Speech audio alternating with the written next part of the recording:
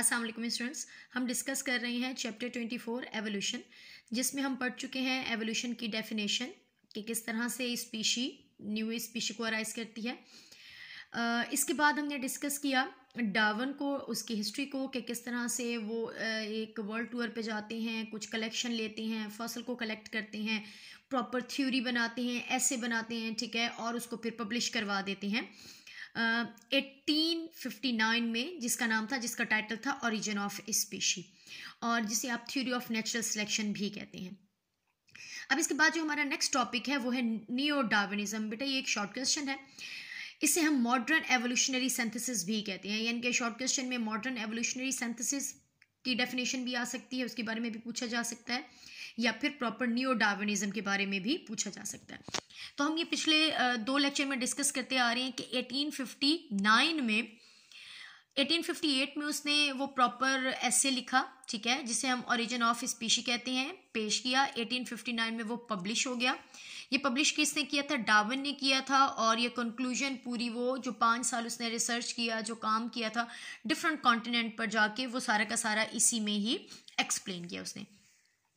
अब इसके बाद 1866 में मेंडल के 2 लॉज आए। बेटा उस टाइमिंग में तो ये लॉ नहीं थे, लेकिन उसका काम आप कह सकते हो कि प्रॉपर सामने आया या उसने पेश किया, ठीक है, जिसमें वो किसके बारे में एक्सप्लेन कर रहा था? जेनेटिक्स के बारे में, ट्रेड के बारे में, जीन्स के बारे में, कि किस तरह से वो शो होती हैं और किस तरह से किस में ट्रांसफर होती है, यानी कि हम क्या कहते हैं, लॉज ऑफ जेनेटिक्स, यानी कि 2 लॉ, ठीक है, इंडिपेंडेंट असॉर्टमेंट और लॉ ऑफ सेग्रीगेशन उसने पेश किए। ये किसका काम था? बेटा ये मेंडल का काम था।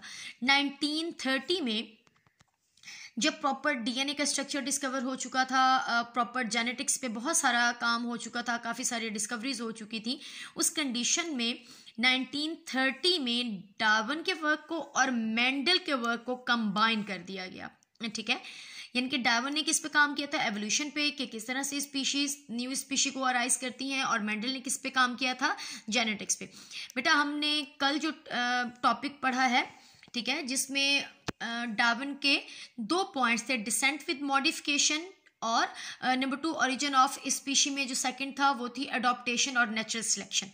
तो नेचुरल सिलेक्शन में हमने ये देखा कि सबसे पहले ओवर पॉपुलेशन होती है, ओवर पॉपुलेशन के बाद स्ट्रगल होती है, जो फिट होता है, जो फिटेस्ट होता है वही सर्वाइव करता है, और वो किस बेस पे कर रहा था? वो जीन की बेस पे, इनके पेरेंट्स ने अगर उसमें इस तरह की जीन्स दी हैं तो वो मॉडिफिकेशन भी कर सकता है और इस काबिल भी है कि उस पर्टिकुलर इन्वायरमेंट में सर्वाइव करे। तो ये किसका काम था? ये जीन का काम था, और जो कि कौन एक्सप्लेन कर चुका था? मेंडल कर चुका था।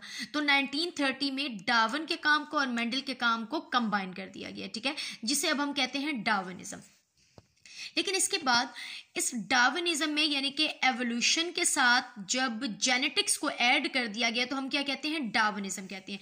लेकिन 1930 के बाद डिफरेंट तरह की फील्ड्स, बायोलॉजी की जो फील्ड्स हैं उन्हें भी ऐड किया गया, लाइक पैलेंटोलॉजी, फॉसिल का जो भी आप कह सकते हो रिसर्चेस थी उन्हें ऐड किया गया, टेक्सोनॉमी यानी कि क्लासिफिकेशन को, बायोजियोग्राफी, अर्थ पर पर्टिकुलरली किसी एनिमल या किसी प्लांट का मतलब वो अर्थ पर किस जगह पर मौजूद है उसे कहा जाता है बायोजियोग्राफी, पॉपुलेशन जेनेटिक्स जिसे हम जीन पूल भी कहते हैं, एक पॉपुलेशन के अंदर जो टोटल नंबर ऑफ जीन्स या जेनेटिक्स का प्रोसेस है हम उसे कहते हैं पॉपुलेशन जेनेटिक्स।